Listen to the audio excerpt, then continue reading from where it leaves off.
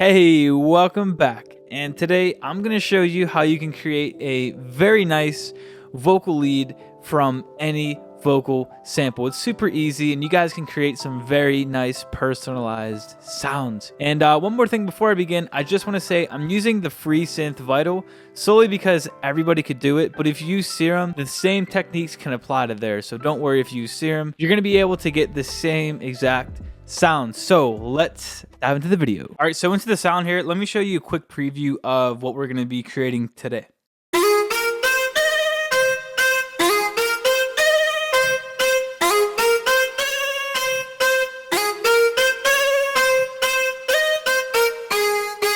And also one more thing, if you mess with the octaves on these, you can get a lot of different textures too. So this is going to be like more of a flute sound in that same preset, just one octave up.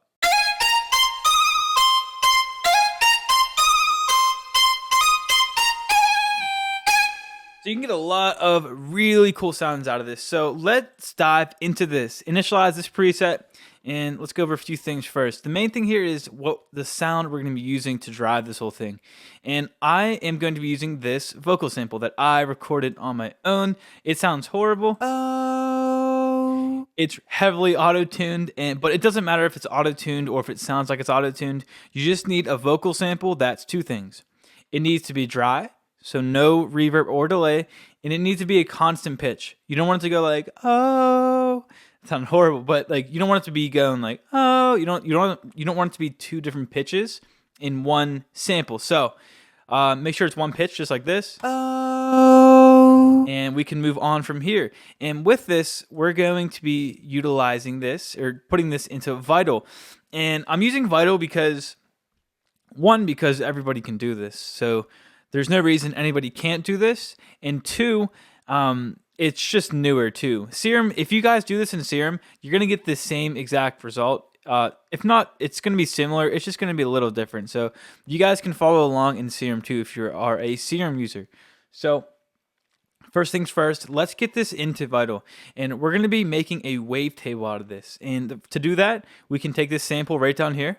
Drag this into the pitch splice. Now we have vocode and wavetable too, but I don't really mess with those too much. So go to pitch splice, and this is going to give us just a single wavetable or a single wave.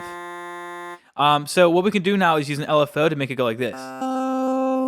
So put this triangle to the top right, put the frequency to seconds, and then if you have to look up the length of this. So to do that, go back to the sample, right click on here, go to Edit and Audio Editor. And then now it'll tell us right up here in Edison, it's 1.8 seconds. So it's 1.8. So we can put the frequency to 1.8. So this ramp up shape is going to make it go from start to finish when we drag this onto the wavetable position right over here. So it's going to gradually go like this in 1.8 seconds. So now we have this. So it's like a digital version of that, which is exactly what we're looking for.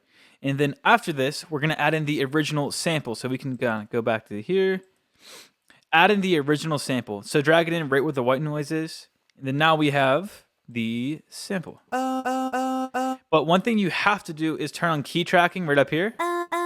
And since this isn't going to be a looping sample, we can just turn off the loop right here.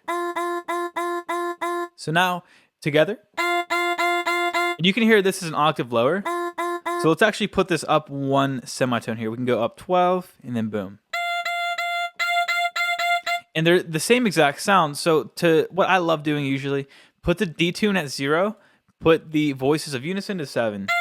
So this top one's going to be kind of spread out, and then the sample is going to be dead center in the mix, giving us some of the just layering some beef on top of it. So one more thing before we dive into a little more of it is put the voices down to 1.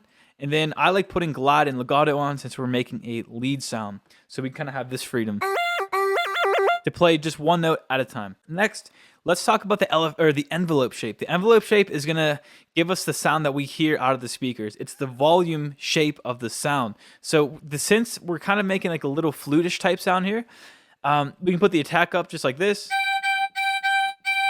Just like that, because when you play a flute, it kind of gradually rises. And then let's put the sustain down. So it kind of goes up and then comes right back down, but doesn't lose all of its volume. So we have the shape of the sound now.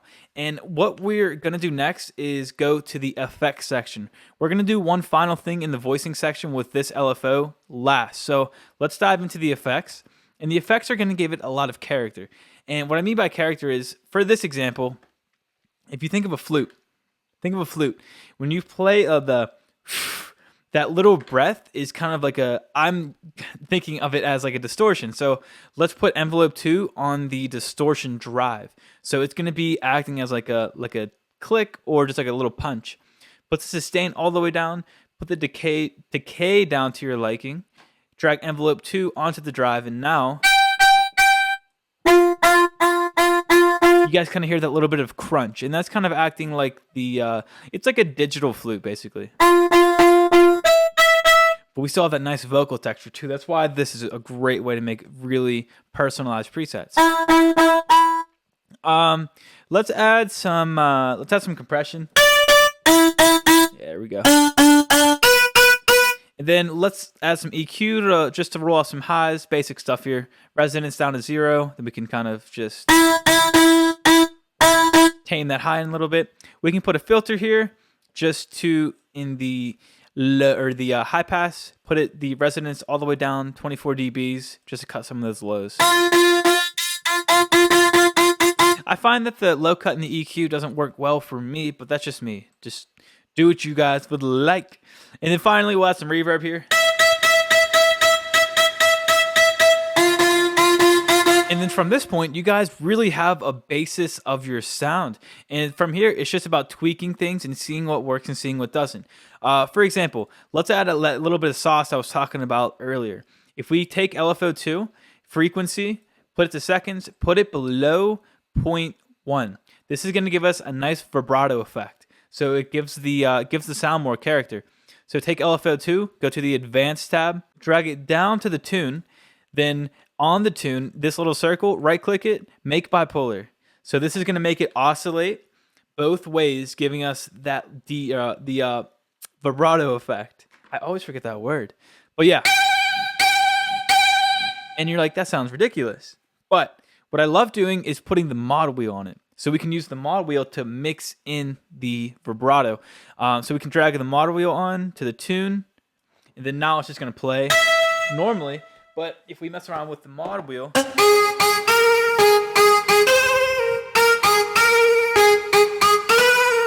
so like if we play the melody like we did before without the vibrato,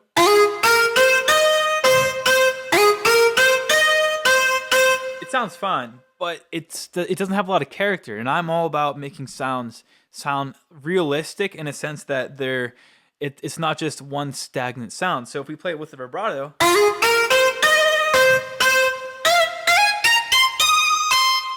it's just so much catchier and it sounds way better, in my opinion. And if you don't have a mod wheel, real quick, so you don't have a MIDI keyboard, if we take this off and then we put macro 1 on there, you can do the same exact thing and just automate the macro.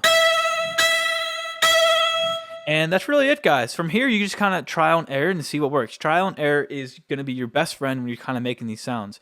For example, let's go to these settings. Let's do bend here. You're going to get different results.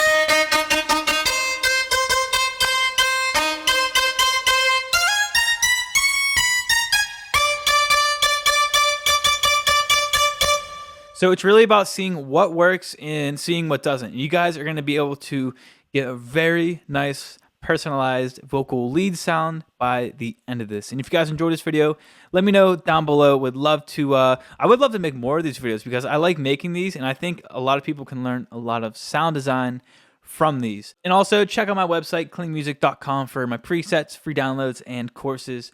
And guys, I will see you in the very next video. Peace out.